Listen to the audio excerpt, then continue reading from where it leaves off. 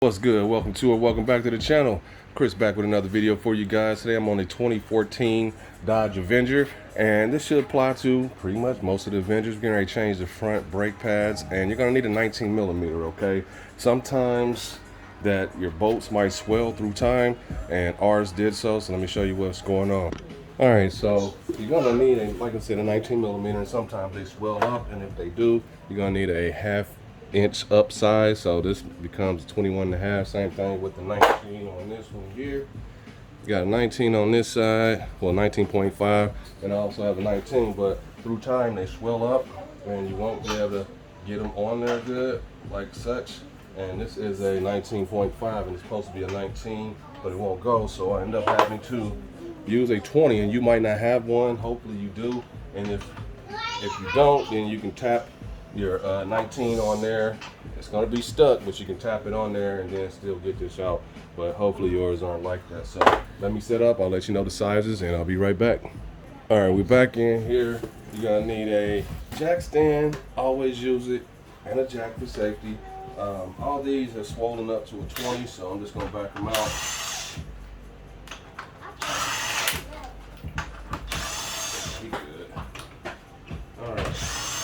Alright, so after you get all your studs out, this one has a hubcap, so you're going to take it out first.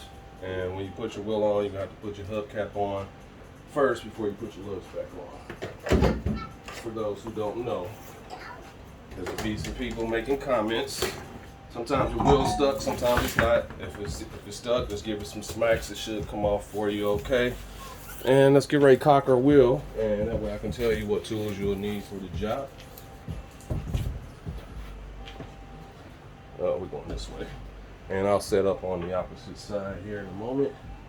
And you want to cock your wheel to where you can see a lot better. There we go. So now that our wheel is cocked, let's set up on the other side.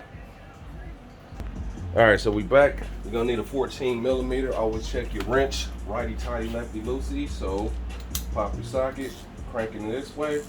Here you click, that's right, and you're going left, turning, that's off. So we'll be going up. Take your ratchet, get it on there real good. And these are kind of swollen too. Let's see which one fits better. All right, so this one's good. I'm gonna have to work that one on there a little better. But you wanna make sure it's all the way on there good. Man, we might need a breaker bar. Let me use my knee. Oh my, those are on there real good. Okay, let's continue. Let's try to break them free. Might be going up to a ½ inch. And since it's tight, let's hit it with some PB Blaster.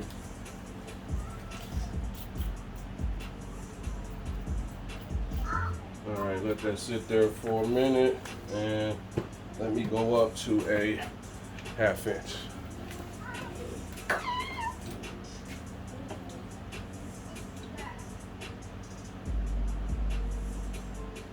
Alright, closest one will be my swivel. You don't have to have one of these. And I'm going off. Let's try this again. Get on there. There we go. See if we get some crank now. There we go. Got the brake free. We'll hit them on off. Do the same with this one, and I'm gonna go get my straight 14 where I don't have to have a swivel after I break this free. And hopefully I'm not blocking the camera. Just get it on there. There we go. WD-40 or PD Blaster. Help you out a lot. All right, now we back on. Let's get this dude out. Get him on there.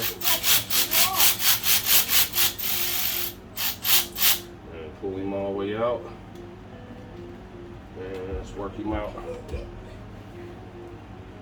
You might have to smack it a couple times. There we go. Put that one at the top. We're gonna re-lubricate these. Hopefully that's on the camera as well. Up here. It's here showing. It's all good. Don't worry about it. But we'll lubricate these guide pins to make sure they're greased, because they're supposed to be greased so they'll slide in and out correctly. All right. Watch your feet, little buddy. All right, let's get the bottom one out. Same thing. You want to put them back in how they came out, top, bottom. Sometimes they don't go correctly, and sometimes they're specifically made top, bottom, okay? All right, gonna need you a heavy duty screwdriver, and I'm gonna have to get me a towel for my hands in a minute. You're gonna compress your caliper over like this. Sometimes you can compress it all the way over, and sometimes you can't. Let's pull it off. Let's take a peek, see what's going on inside. All right, so they're not super bad, but they are crystallized, and then that helps, well, makes them grind a little bit and they glide. So we're gonna go ahead and replace these dudes. So let's do so.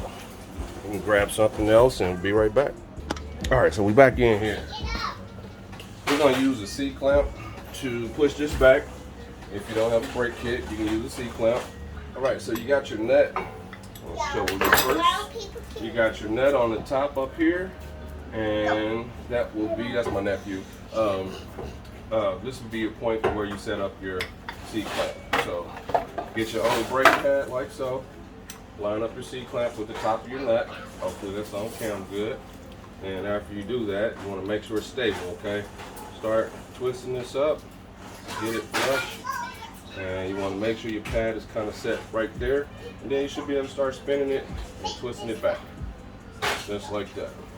Once it goes flush, it'll stop. And don't try to cheat and stop and take it off just because you think you got it far enough back. But you want to go till it stops, otherwise you'll have to reset back up and everything.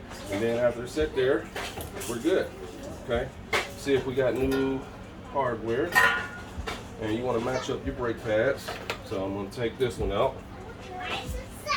And sometimes they don't come out easy, so you might need a screwdriver or something to tap them out on either side. We'll let them play. All right, so now we're gonna match the brake pads. Let's pop this one out. And we're gonna have to put our screamer on here, but you always wanna match them up. There you go, top, bottom, side, side, everything's good. All right, so sit this back in here for now. And let me find my bag. All right, so it's gonna come with some clips like this. These are your screamers. So your old pad, it should have a screamer on it. Let's see, that's a new pad. Oh, nope, this one don't have the screamers on there. Somebody didn't put them on there. But you got these ridges. I'll just come over here and show you guys. All right, you got these spots right here. That's where these guys are gonna go. And this one don't have them, so same thing, don't have them on either side, but you can install them top or bottom, whichever spot. So just wanted to show that, and I'll show you how to set them on there. But yeah, these are your indicators letting you know it's time for your pads. And all you need is one. It comes with two, one on each side. And let's get it on cam. All right, so here is your screamer. Okay, there we go. It's gonna sit on this piece right here. So you're gonna kind of hold it and rock it in. And I might have it the wrong way. Nope, that's right. And you're gonna rock it in and smash it in. Okay, after you smash it in, make sure it's checked. It should be in that groove, just like this one. But up here, smash it in. You might need a screwdriver to help assist it, but this one went flush pretty much. But we're gonna use a screwdriver just to make sure. So just wanted to show that on camera. There we go. If you have new brake clips, go ahead and change them. We don't in this case, so they're nice. So we're just gonna hit them with a wire brush. Make sure there's no debris. And we'll go back in.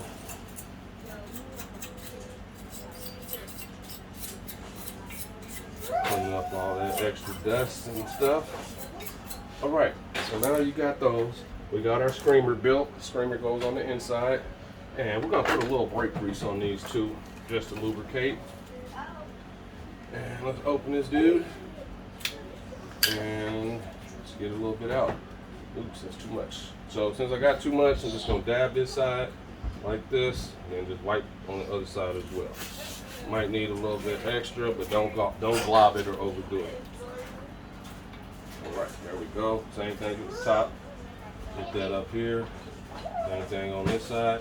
And you just want it to glide in and out, side by side, side to side, okay? Don't get any grease on your pads.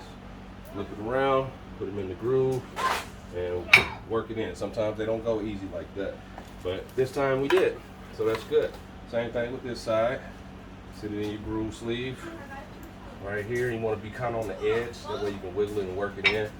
And if you're using new clips, it might be kind of hard to do, and you want to make sure your rotor's set, okay? Sometimes you'll have rotor screws on some vehicles, sometimes you won't. So, we already got that. Let's lubricate our guide pins so that they're nice, and see how the grease wears down through time because of heat. And just make sure they slide correctly and you don't have any issues stopping. So you want a nice generous amount on there, kind of glob it real good like that, all the way around. Pop that dude back in, like that, and wiggle him in. There we go. Get some of that off. Same thing with the other one. Screw up. Put some on this one as well. And you want quite a bit on there. Like that. Just lubricate it real good. Pop that one back in. And make sure they spin. Like that. Okay. Let me get something to wipe my hands. And I happen to have some toast today. Alright. Almost done with these gloves. Let's get this done back in. There we go. Alright, now you want to coat the outside of your pad. Not too much, that's a nice layer. Like that, greasing down. You don't want to glob it. Make it real sloppy. Dirt and stuff gets on here and it'll cake up. And then it'll make it harder to stop. But you just want to paint it on there. Nice amount. Let's move this off away from the pads. Alright, now it's time to flip our caliper back and put our bolts back in. And before you put these in, I made a mistake. I'll show you what's happening. Didn't make a mistake, but usually these will go in first, but these go in between here. So yeah, let's flip this back correctly. And we'll pull this out. That's one. Sit that there, even though we good on the grease. That's two.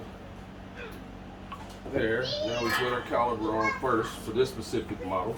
And let's line these up and put our bolts back in. Give it some wiggles. There we go. But yep, sometimes stuff is different, but usually your guide pins are separate from your heads as far as your bolt. But this specific vehicle, they're not. Alright, so we got those on there. And this will be the last of the process. So let's go ahead and spin these dudes up and tighten them down.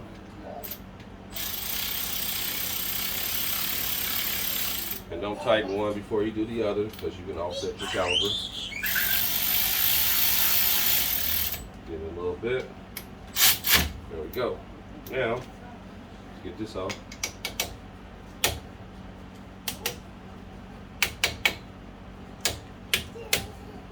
And if it's acting like that, just take the ratchet and go the opposite way a little bit and work it off. There we go. Now, since we got that off, we're going to tighten it. It's loose. Tighten it all the way. Let's go ahead and give it some smacks. When the wrench starts bouncing and you're tight enough.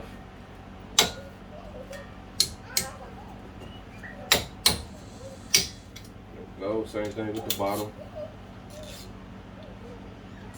Tight. And check your wrench because sometimes you'll accidentally hit the switch, and that's tight enough as well. So this is how you change the front brake pads on a 2014 Dodge Avenger, and repeat the same process on the passenger side, and definitely pump your brakes before you put your put your wheel back on. And yeah, this is the process. So hit the thumbs up, like, subscribe. Hopefully this helps you changing your brake pads, and always know rest is the enemy on these things, which cause us to work so hard. So live life, love it. To the next video, I'm out.